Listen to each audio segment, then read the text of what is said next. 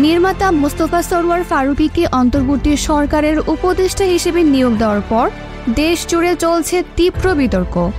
দীর্ঘ 16 বছর ধরে আওয়ামী লীগ সরকারের সুবিধাভোগী হিসেবে পরিচিত ফারুকী শেখ হাসিনা সরকারের পতনের প্রাক্কালে রাজনৈতিক অবস্থান পরিবর্তন করেন তিনি। এরপর তাকে অন্তর্বর্তী সরকারের উপদেষ্টা করা হয়।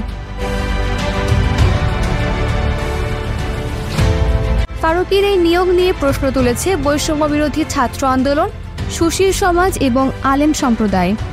তারা মনে করছেন কোনো মেধা বা কোঠার যথার্থতা ছাড়াই ফারুকীকে উপদেষ্টা হিসেবে বসানো হয়েছে।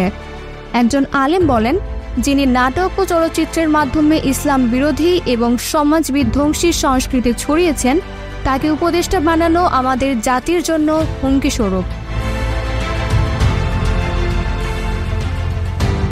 শাহবাগে আয়োজিত এক সমাবেশে ছাত্র ও আলেম নেতারা ফারুকীর পদত্যাগ দাবি করেন। তারা বলেন, যদি এই বিতর্কিত নিয়োগ বাতিল করা না হয় তাহলে রাস্তায় নেমে বৃহত্তর আন্দোলন করব। আমাদের দাবি স্পষ্ট, জনমতের ভিত্তিতে যোগ্য ব্যক্তিদেরই দায়িত্ব দেওয়া হোক।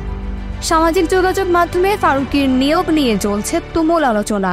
অনেকেই বলছেন এই নিয়োগের মাধ্যমে সরকার সাধারণ মানুষের আস্থা হারাচ্ছে। অপরদিকে কিছু বিশ্লেষক মনে করছেন এই পদক্ষেপ সরকারের জন্য রাজনৈতিক অস্থিতিশীলতা সৃষ্টি করতে পারে। সরকারের পক্ষ থেকে এ বিষয়ে এখনও কোনো আনুষ্ঠানিক বক্তব্য দেওয়া হয়নি। তবে ফারুকের এই নিয়োগ জাতির মধ্যে বিভাজন তৈরি করেছে বলে মত বিশ্লেষকদের।